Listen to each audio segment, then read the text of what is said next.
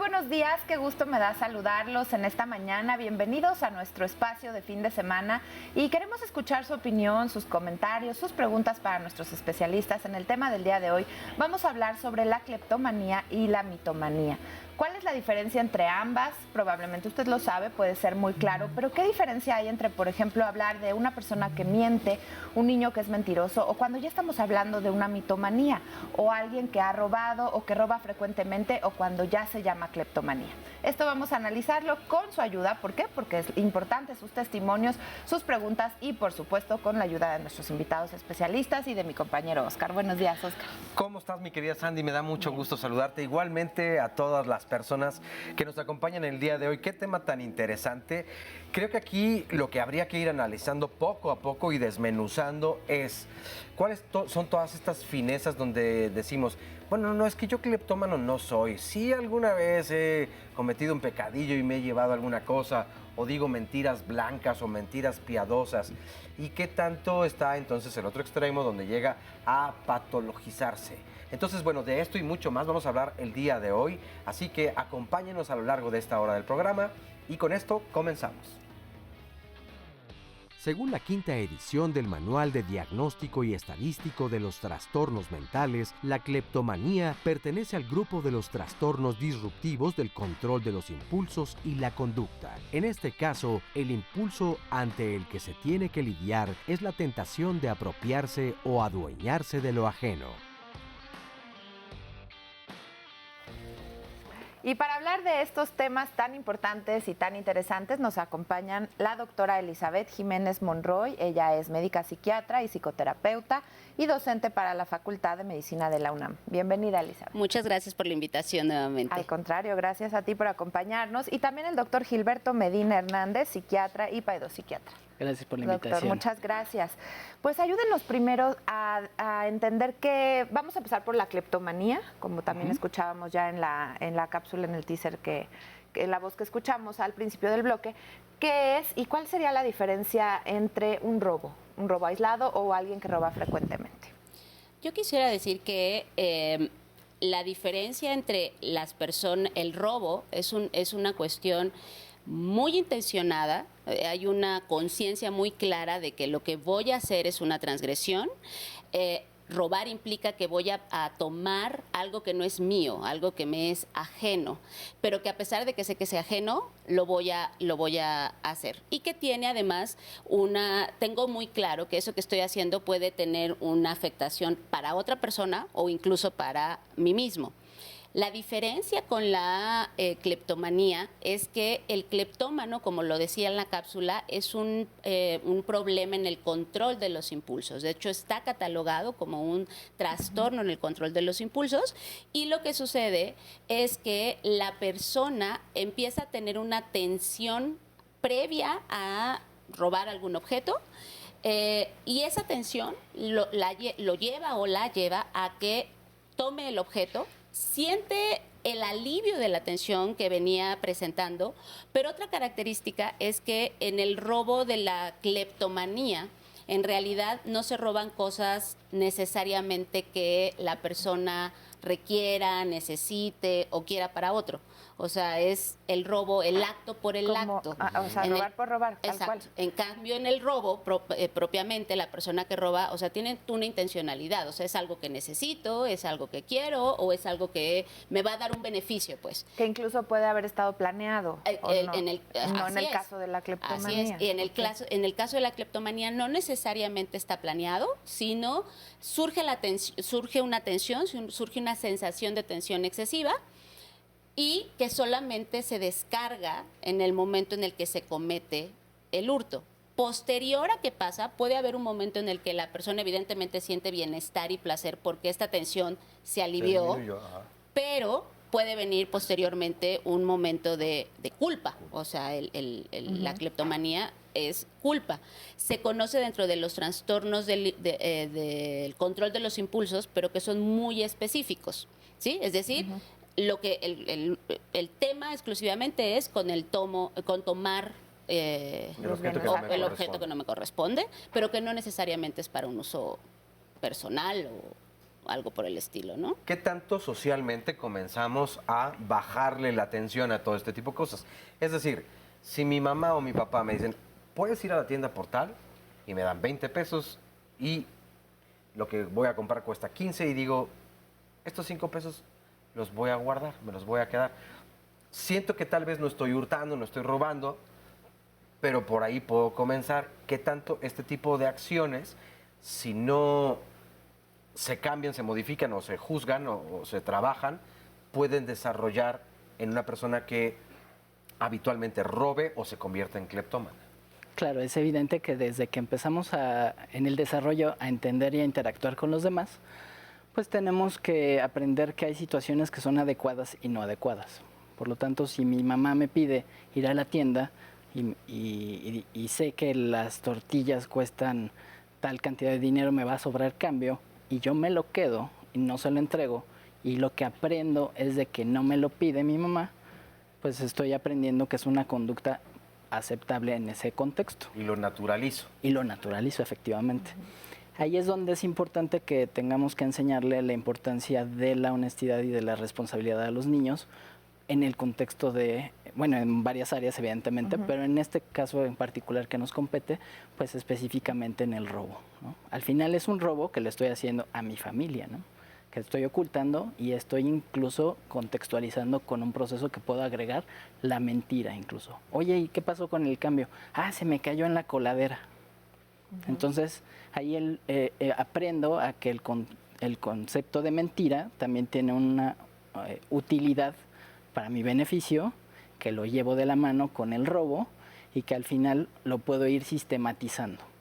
¿En qué momento esto que se está sistematizando se convierte ya en una manía? O sea, ¿tendría que haber alguna condición de la persona, una personalidad previa? O sea, ¿cómo pasa ya a ser una manía a diferencia de una persona que cotidianamente roba? Yo creo que aquí me parece que es como muy importante señalar, el doctor Gilberto hace un momento hablaba de enseñar o sea, esto se empieza desde enseñar a los niños este tema de la honestidad y del respeto y de la responsabilidad y el no mentir, bla, bla, bla. El punto es que cuando no se establecen esos límites desde la infancia, por supuesto, se va formando un adolescente o un adulto que piensa que esto es completamente normal, ¿no? Entonces, no necesariamente es como una manía, sino más bien la normalización del robo o la normalización de la mentira. El tema de la cleptomanía como una patología específica, ¿no? Seguramente trae una base previa. Vamos a analizarlo con más profundidad regresando de este pequeñísimo corte y volvemos.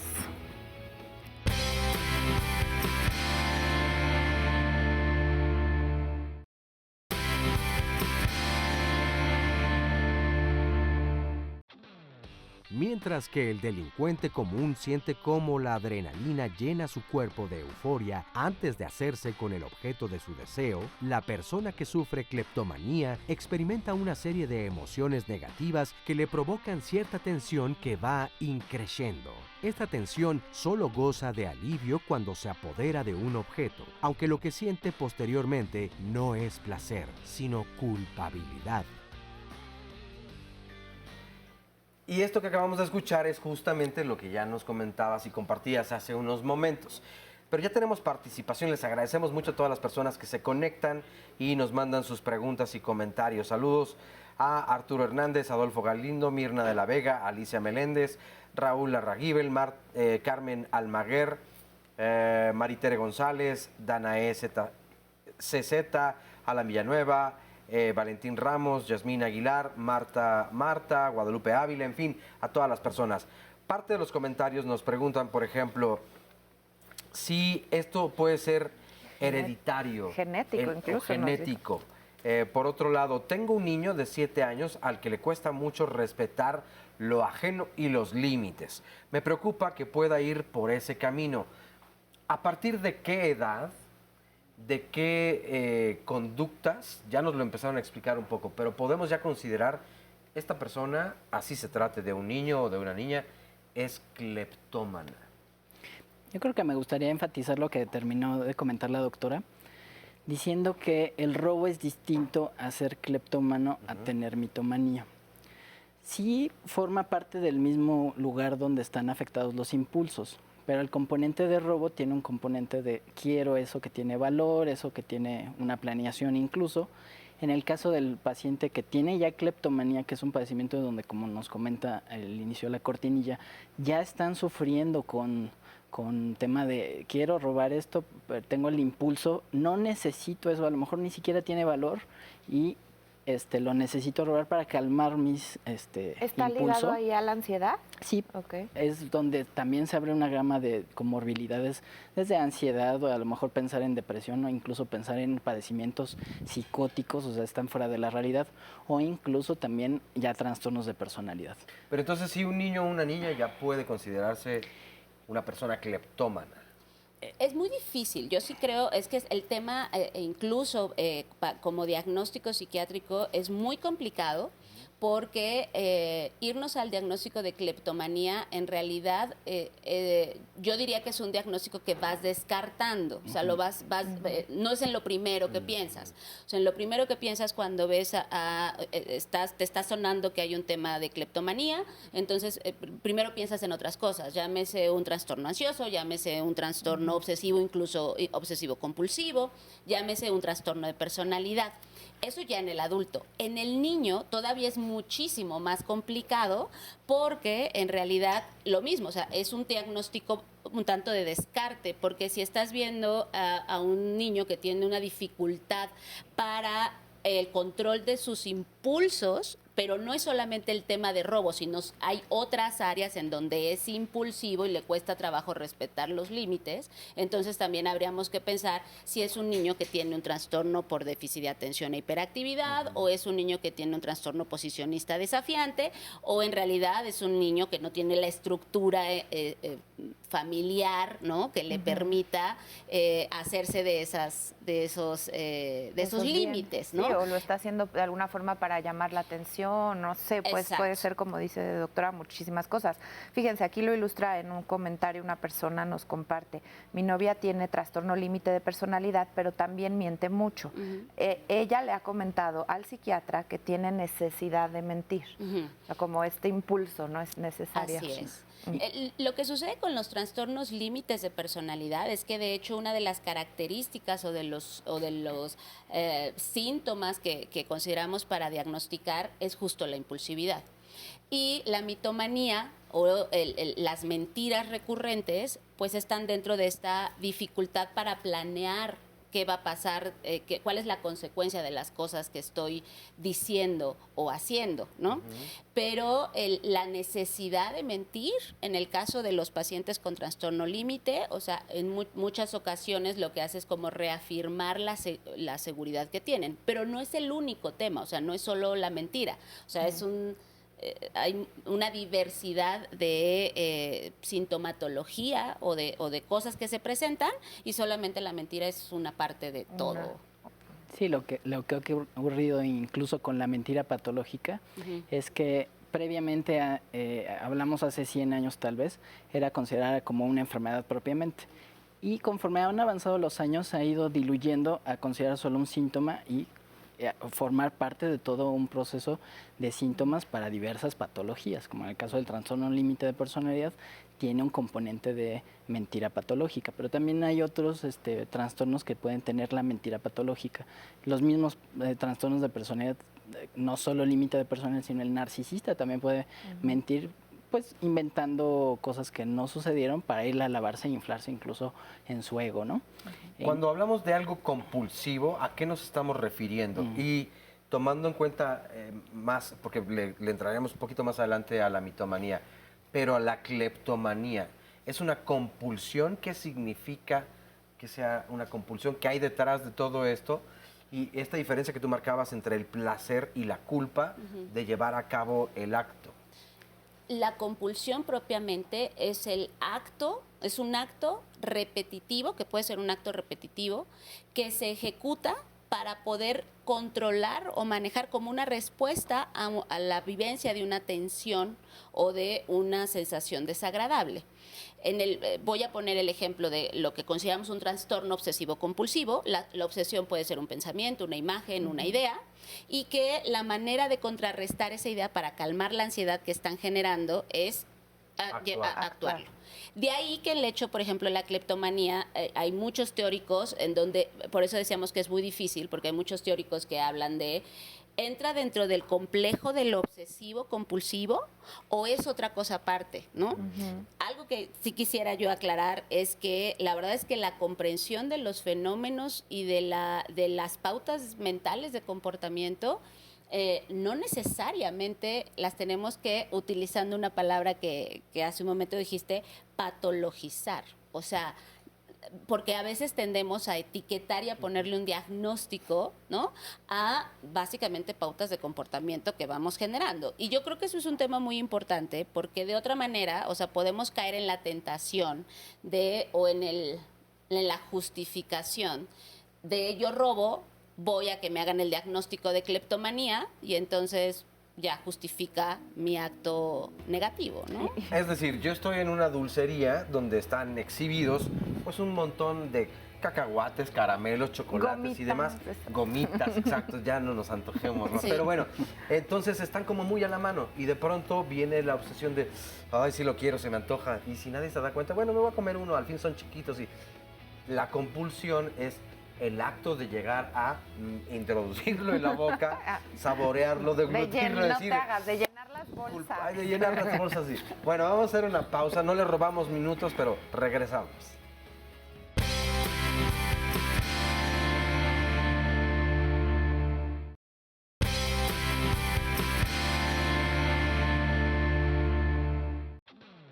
La cleptomanía no impide a las personas pensar con claridad ni los convierte en personas peligrosas que intentarán robar a cualquier costa. Los cleptómanos son conscientes de lo que hacen y les causa un gran malestar, pero no pueden evitarlo. Hay que aclarar que no todos los ladrones son cleptómanos, ni todos los cleptómanos son ladrones. En cualquier caso, siempre hablamos de una enfermedad en la que el primer perjudicado es el que la sufre.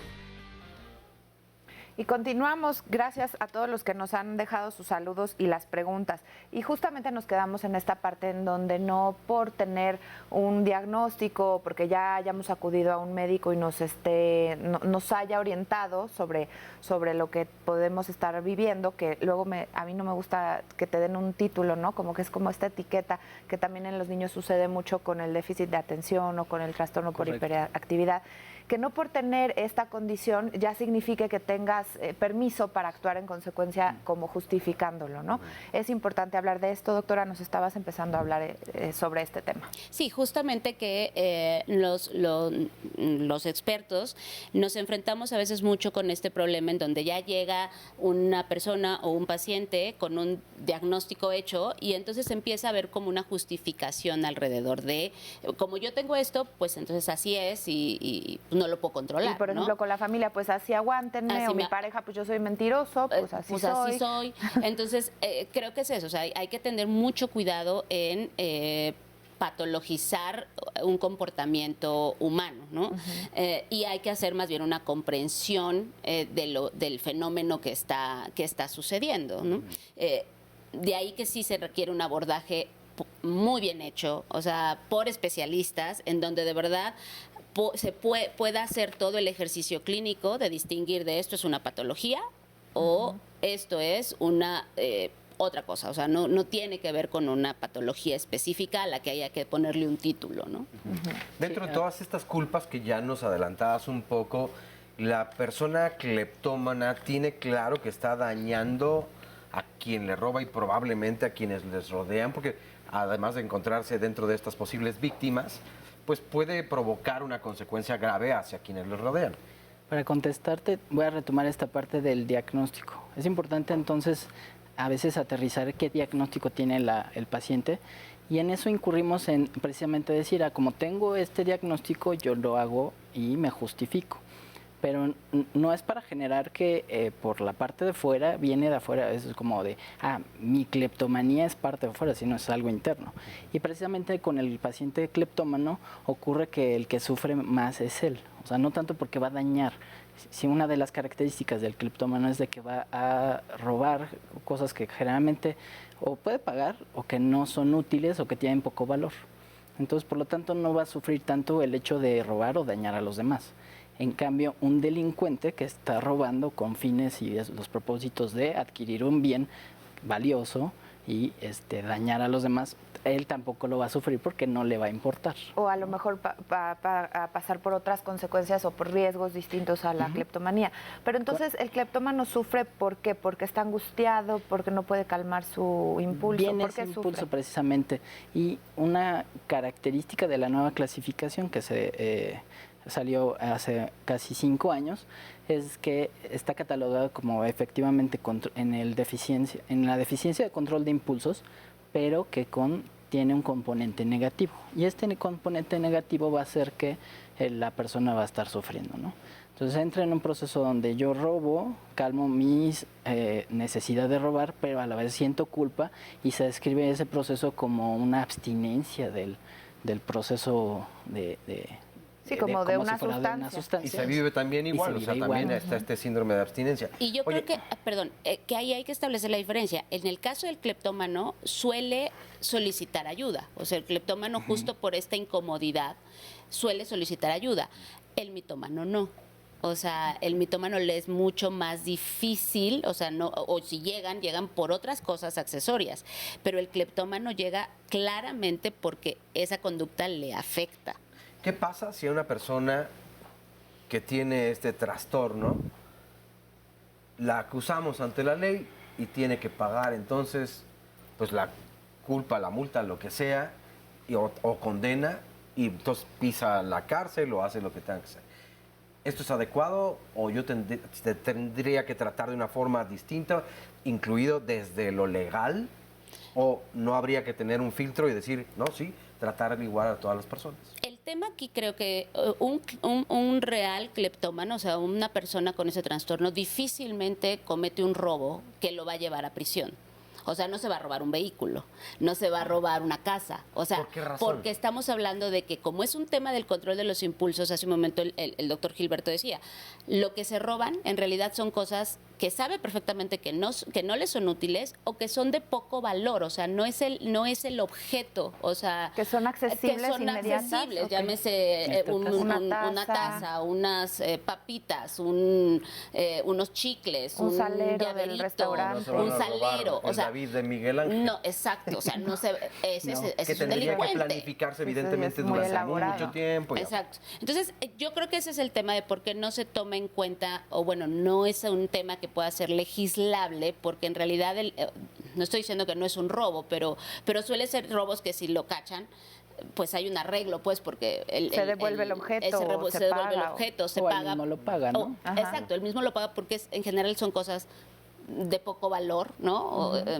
Que no tienen mayor significado. Pero alguien que diga, ay, me robé un coche porque soy cleptómano, claro, es rarísimo. O sea, la verdad es que eso... Pero pues les lo podría decir, pero no se lo vamos a creer, pero no se lo vamos a creer. Oye, pero les ayuda, y lo voy a poner entre comillas, a tocar fondo este tipo de cosas, o sea, si los descubren, si son acusados.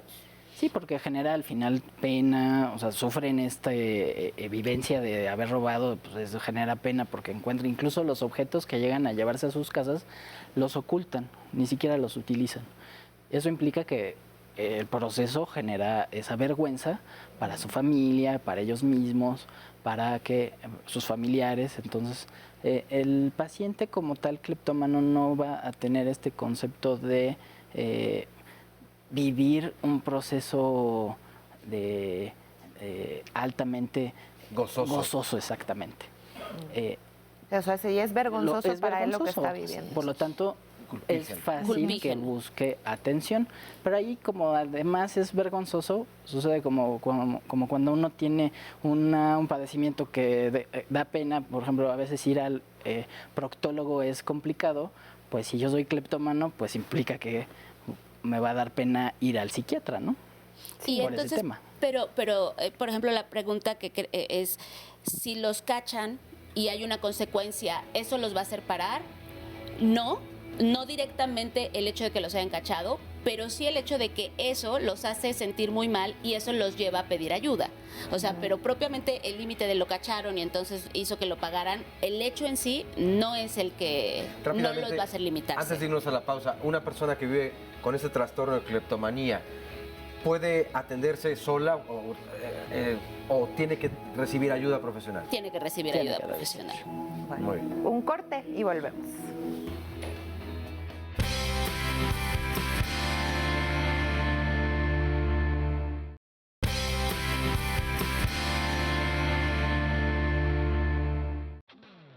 La mitomanía se caracteriza por la compulsión irremediable que sufren algunas personas para mentir. La mitomanía no es inofensiva, tiene efectos secundarios en distinto nivel. En el ámbito social, el mitómano suele perder credibilidad y se le etiqueta como el cuentacuentos. A nivel familiar, se le define como una persona poco recomendable y de escasa confianza. Y a nivel de contactos y amigos, estos tienden a distanciarse o bien la persona que miente termina alejándose del grupo. Terminan alejándose del grupo. Bueno, ahora sí le vamos a entrar de lleno a la mitomanía y todo lo que hay alrededor precisamente de ella. Y así como hacíamos la distinción en la cleptomanía, pues para muchas personas está justificado el decir mentiras como se le conocen piadosas, mentirijillas, diría el vecino de Homero Simpson, Flanders. Pero, ¿qué tanto entonces vamos graduando las mentiras? Hay algunas mucho más graves. ¿Qué tanto es tantito? ¿Qué tanto es tantito? También dirían otras personas. Las vamos graduando y algunas que sí están permitidas y si esta práctica nos puede llevar entonces a la compulsión y a la patología del mentir. Yo creo que ahí primero es definir, ¿no? La mentira es conscientemente ocultar la verdad porque me quiero ahorrar las consecuencias de decir la verdad o quiero como mitigar las responsabilidades que tengo respecto de algo hecho, ¿no? Entonces, esa es una buena acotación. Sí, ocultar la verdad. Así es. Maquillarla. O cualquier otra forma. O exagerarla, también, lo que decías. Callarla es sinónimo de mentir. Implica que no, a pesar de que estoy teniendo la conciencia de que estoy ocultando, de que estoy maquillándola, exagerándola, minimizándola, lo que ustedes quieran, pero tengo la conciencia de que lo estoy haciendo porque me quiero evitar un conflicto o por miedo, o sea, en realidad es el miedo a algo que pueda, en donde me pueda haber perjudicado, o no asumir la responsabilidad de un acto o de algo que haya dicho, ¿no? Entonces, sí, o sea, si alguien dice, es que ocultar información no es igual a mentir. No mentí, oculté. Pero si la intencionalidad de ocultar la información finalmente es faltar a la verdad porque quiero evitarme tal cosa, finalmente eso es mentir. Y yo creo que tenemos que nuevamente ser muy enfáticos en tener el concepto muy claro, porque entonces ahí empezamos con el tema de si digo una mentirita, entonces no pasa nada. O una mentirota. Bueno, pues ¿quién determina el valor o quién determina la magnitud de la mentira? Y cuando empezamos con ese tema, me parece que otra vez lo normalizamos y tenemos, sociedades como la que actualmente tenemos, en donde no nos hacemos responsables de las cosas que decimos o de las cosas que hacemos. Entonces creo que hay que darle el peso a las palabras y darle el significado que verdaderamente tienen. Ahora, ¿hay mentiras válidas? Sí. Y cuando digo, no quisiera etiquetar la mentira como algo negativo, pero sí creo que hay mentiras que son justificables. ¿Sí? Es decir, sé que es una mentira, no le estoy quitando soy consciente de que estoy mintiendo, pero y sé que lo que estoy evitando efectivamente es un conflicto o asumir una responsabilidad, ¿no? Como lo platicaba, pero sé que es lo que en estos momentos es necesario, pero nunca estoy diciendo no estoy mintiendo. O sea, sí sé que es una mentira, pero tiene una intencionalidad.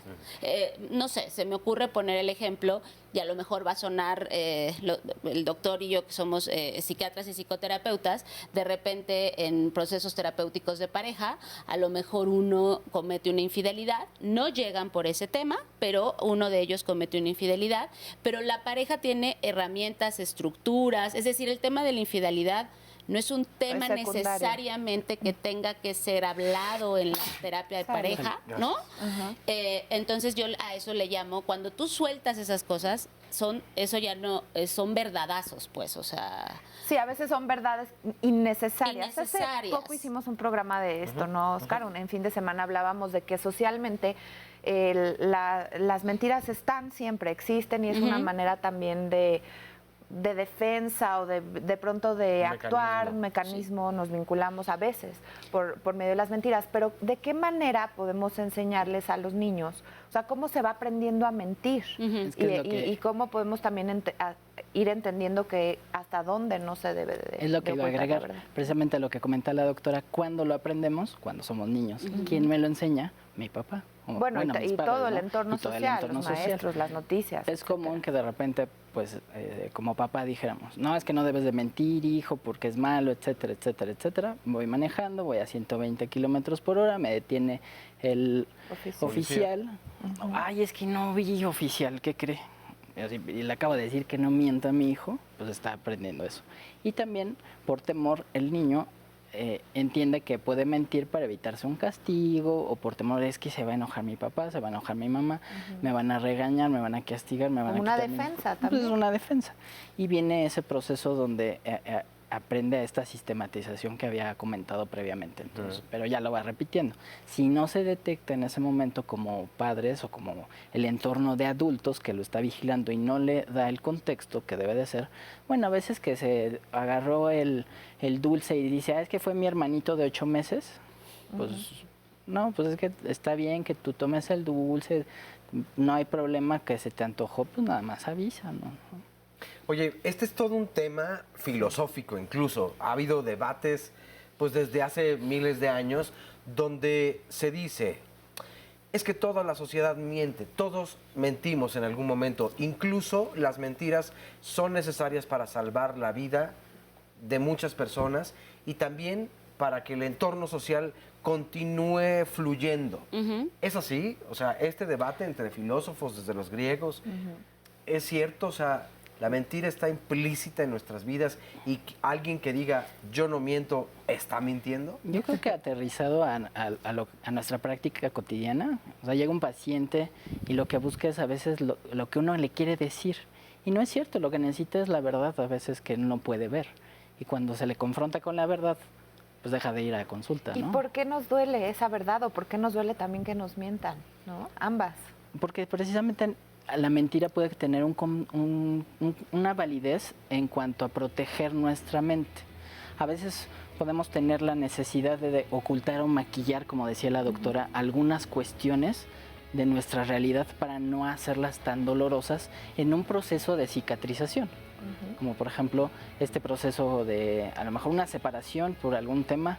Ese proceso puede ser a lo mejor más atenuado si yo lo maquillo, ¿no? Pues es que no nos llevamos tan bien, aunque más bien me abandonaron, ¿no?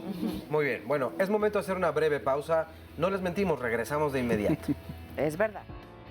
El que dice una mentira no sabe qué tarea ha asumido, porque estará obligado a inventar 20 más para sostener la certeza de esta primera. Alexander Pope, poeta inglés.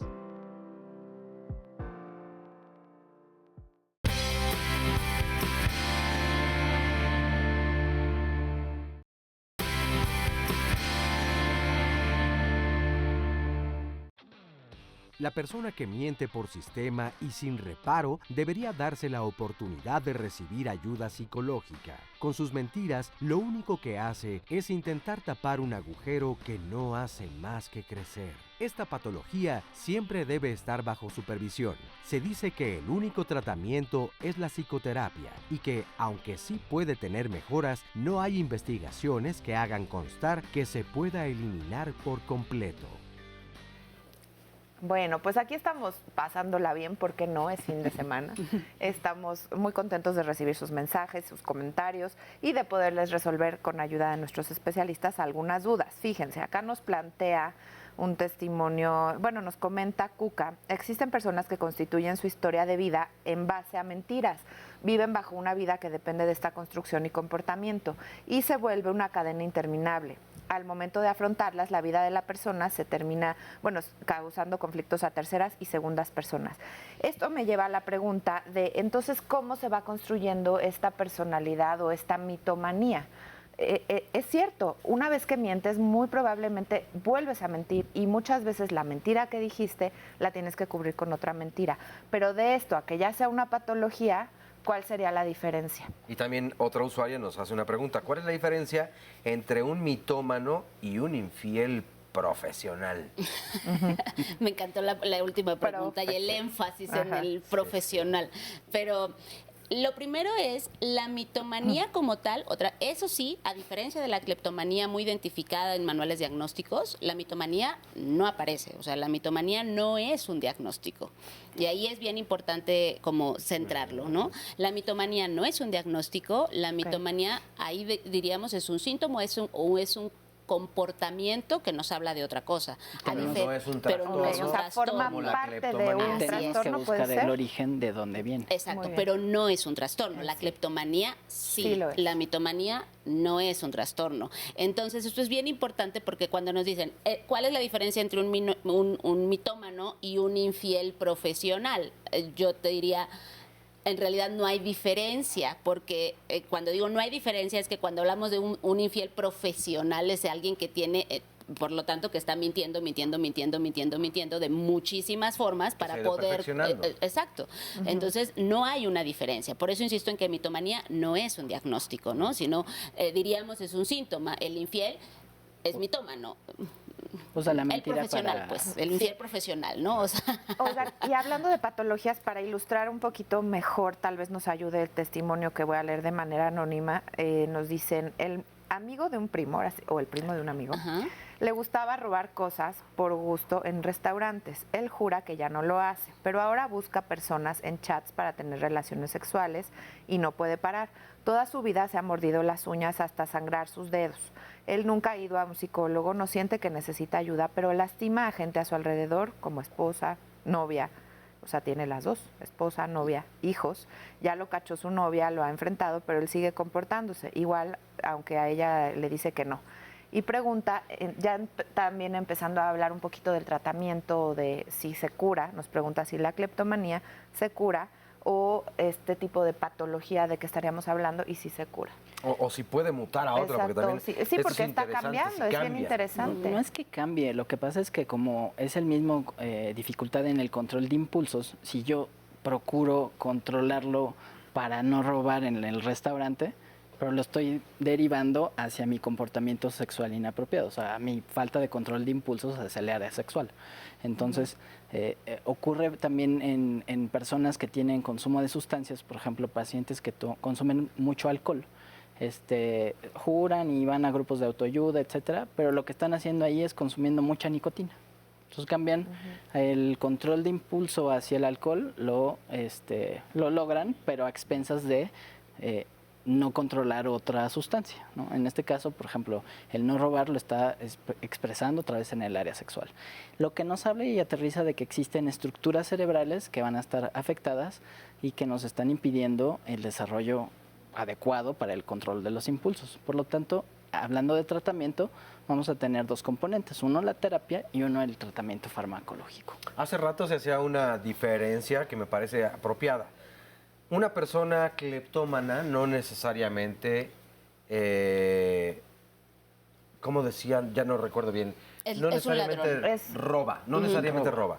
Y un ladrón no necesariamente es una persona cleptómana. Así es. Aquí podríamos decir que una persona cleptómana puede ser mitómana o una persona mitómana puede ser cleptómana. Conviven estas dos, ya sabemos, ya nos especificaron. Que no son uno no patologías. es trastorno, el otro sí, pero se puede dar esta combinación o por la carga que lleva el trastorno de la cleptomanía, de la culpa, entonces no podría ser mitómana. O sí, porque entonces necesariamente tiene que esconder la culpa y volverse una persona que miente compulsivamente. Yo te diría que el cleptómano puede ser mitómano también, sí, pero aquí No yo necesariamente. no necesariamente.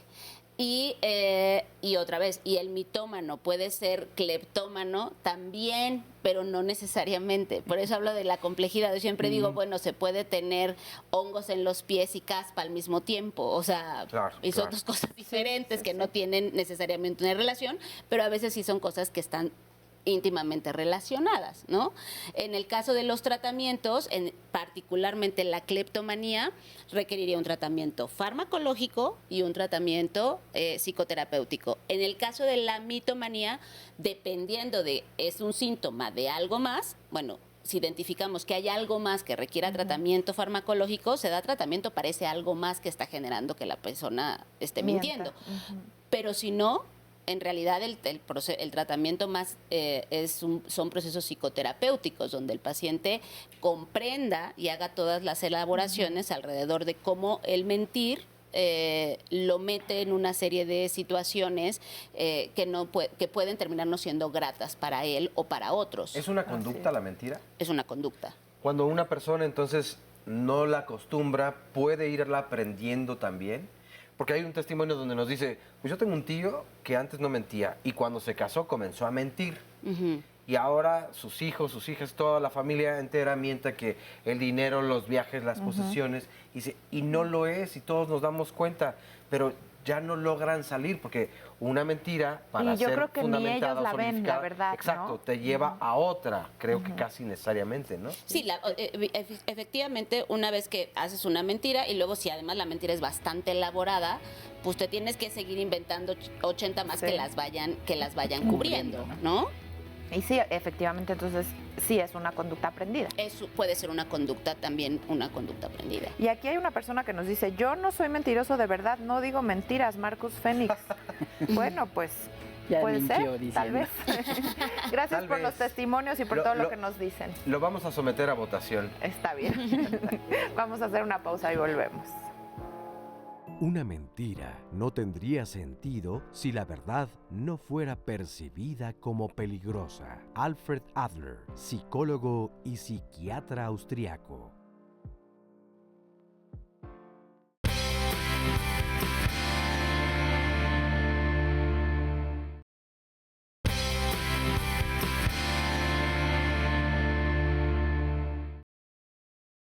A veces sí te sale. Bueno, regresamos, este es el último bloque y todavía faltan las conclusiones, así que vamos a ir cerrando cada uno de los temas. Yo creo que en la mitomanía quedan algunas preguntas en el tintero, bueno, varias, porque es un tema muy extenso. amplio. Sí. Pero la verdad es que creo que habría que preguntarse, para las personas que mienten comúnmente, ¿hay un dolor o no sienten culpa, a diferencia, por ejemplo, de la cleptomanía? Esta conducta, así como se aprende, se puede desaprender y volver a aprender una nueva, a diferencia, por ejemplo, de la cleptomanía. ¿Cómo reaccionan las personas mitómanas una vez que son descubiertas? Y ya no hay escapatoria, es decir, están acorraladas, por así decirlo, y se les enfrenta ante, por primera vez tal vez, la verdad. La verdad. Yo creo, aquí el tema con la mitomanía es que nosotros podemos saber que eso es una mentira y la vamos, en el caso del mitómano, con mucha frecuencia el mitómano le llaman es un mitómano que lo que tiene que hacer, vanidoso, o sea, mucho de la mentira tiene que ver donde él se pone como un héroe o víctima de una situación. Y él sabe claramente que eso no es real, pero lo quiere transmitir a los demás, ¿no? O sea, colinda cercanamente con el narcisismo. Y con la fantasía. De hecho, se le llamaba en algún momento, cuando el primer nombre que se le dio fue pseudología fantástica, Wow. porque tenía que ver con que es una construcción imaginaria. Todos imaginamos cosas y todos en la fantasía podemos decir, ay, claro, me veo perfecta en el Corvette, bla, bla, bla. Oye, te iba a decir, ¿sí? ¿tú qué opinas, Alejandra? Oye, pero muchas veces sí la gente dice o creemos o pensamos y decimos que estas personas se creen sus verdades. O sea, las construyes o las repites tanto que tú te llegas a creer lo que estás... Así es que esa es la característica de la mitomanía. Por eso empezó con esta pseudología fantástica. Yo puedo estar imaginando, pero tengo claro que me lo estoy imaginando, que es una fantasía y que además... No, o sea, yo puedo estar haciendo, sí, ya me vi en el coche, pero no llego y les digo, oye, ¿qué crees? Me compré un Corvette acá maravilloso, rojo, o sea, me queda claro que es la fantasía. Cuando yo lo llevo a, oye, ¿qué crees? Me compré un Corvette, bla, bla, bla, que lo tengo acá afuera estacionado, padrísimo, bla, bla, bla. Hay un momento en el que se pierde un poco la conexión con la realidad. Y hay un punto en que efectivamente el mitómano va construyéndolo y termina creyéndose, pero cuando lo confrontas, esa es la diferencia, se da cuenta, o sea, sí sabe perfectamente que no es real. No es que terminen creyéndolas y así se quedan y no hay quien lo saque de ahí, pero si lo confrontas, dice, ok. A ver, yo te pongo un ejemplo de un señor que me dijo que se había comprado un terreno en Jalapa, enorme, no sé cuántas hectáreas, con vista al mar. Ah, ok. Pero me lo decía convencido. Es que voy a hacer ahí un desarrollo y como hay vista al mar. ¿Y Playa Virgen? Y yo dije, yo soy muy ignorante. Pero hasta donde según yo, no puede haber en esa distancia ¿Qué vista al mar. le llega a Jalapa? Entonces yo le insistí, le dije, pero no puede tener vista al mar. Es en Jalapa. Y me decía, sí, pero tiene vista al mar. Es que de verdad tienes que irlo a conocer. Y le dije, es que no puede tener vista. Bueno, así. O tiene un telescopio, un entonces, observatorio yo ahí no en sabía Jalapa. si el señor era mitómano o yo estaba muy mal en geografía. Pero Sí. después sí como que empezó a dudar de su mentira evidente. Y es precisamente, si yo estoy en este proceso de vivir en mi imaginación, en este proceso mitómano, puedo a veces hasta recrear la realidad y distorsionarla, ¿no? Y ya podríamos hablar a lo mejor de otro trastorno, pero de momento esa casi distorsión de la realidad, pues yo vivo en ese momento, pero si lo confrontan, oye, mira, es que aquí está el mapa de Jalapa. Sí, esto no es posible realmente. Ya podría ocurrir lo que comenta la doctora, que diga, bueno, no, y ya hay como una sensación de remordimiento y de vergüenza. De vergüenza. Aquí nos dice Anili, hola, en mi caso yo no decía mentiras, pero cuando vi que el mentir me sacaba de apuros, lo aprendí. El día de hoy vivo una mentira muy grande, duele mucho y me causa remordimiento. Es decir, sí puedes darte cuenta, hacer conciencia y sentirte muy mal por esta situación. Claro, y además sentirte, otra vez, cada persona es un mundo y habrá personas que de repente digan, chin, ya me metí en esta y ya hice 80,000 mentiras. Obviamente, si ya dije una y no me regresé y ya tengo 100 construidas después, pues, híjole, o sea, sí podemos comprender que es más difícil regresarte en el caminito, ¿no? Y entonces empieza a ver, porque da mucha vergüenza, ¿no? Oye, y además todos, creo que podemos decir, todos y todas, que tenemos una amiga o una persona conocida que es mitómana. Sí. Y lo aceptamos en nuestro círculo social, porque además hasta nos da risa, porque también solemos decir, se le dan muy bien las mentiras. O sea, es así como infiel profesional. Hay mentirosos profesionales que hasta suelen ser encantadores o encantadoras y como que se lo, pues no sé, minimizamos. Sí, tienen una personalidad encantadora, ¿no? como dice. Pero bueno, a ver, llega el momento de las conclusiones. Ya aprendimos el día de hoy que la cleptomanía es un trastorno, se diagnostica y por lo tanto se tiene que medicar para el correcto tratamiento. Es correcto. ¿A dónde debe acudir una persona que vive con este trastorno para ser bien tratada? Y luego enseguida nos vamos a la mitomanía. Definitivamente con un especialista, en este caso psiquiatras, es que somos médicos y que además hacemos la especialidad en este tipo de alteraciones o trastornos mentales, ¿no? Entonces, definitivamente un cleptómano, la sugerencia es que acuda con un médico psiquiatra. ¿Y para las personas mitómanas existe alguna asociación que ayude a tratar esta problemática? De entrada, como habría que desglosar el motivo del proceso sistemático de estar mintiendo y a qué constituye. Es diferente a la constitución de un niño que esté mintiendo para llamar la atención o un niño que esté ya con un componente que está robando para hacer daño y molestar a los demás. O bien, ya nos vamos a la etapa adulta, que esté robando con fines de lucro o que esté robando con fines de otras alteraciones, ¿no? Y en el caso de la mentira, propiamente, pues entonces identificar que esté constituido como en estos desgloses de trastornos de personalidad, trastornos de ansiedad, trastornos de depresión. Y en el caso de los niños que todavía no podemos hablar como tal de un diagnóstico, es importante un abordaje a tiempo, temprano. O sea, los papás que nos estén viendo y estén pasando por una situación así con sus hijos que están mintiendo constantemente, Sí. es importante acudir a un Sí, especialista. Yo creo que la etapa más importante de atenderse es cuando uno se da cuenta de que necesita atención. Claro. Si yo tengo 60 años y me voy a atender, bueno, pues Sí, me nunca es tardé tarde, un poquito, por supuesto, pero los chiquitos pues todavía tienen mucho implica que que aprender. todo ese recorrido de 60 años me lo voy a ahorrar con una distorsión de una alteración. Pero también es prudente decir que cuando uno desea la ayuda y desea cambiar porque sabe que se está afectando a sí mismo, ahí es donde comenzará Eso el trabajo más provechoso. Exactamente, Así eso es es. lo que va a dar el éxito.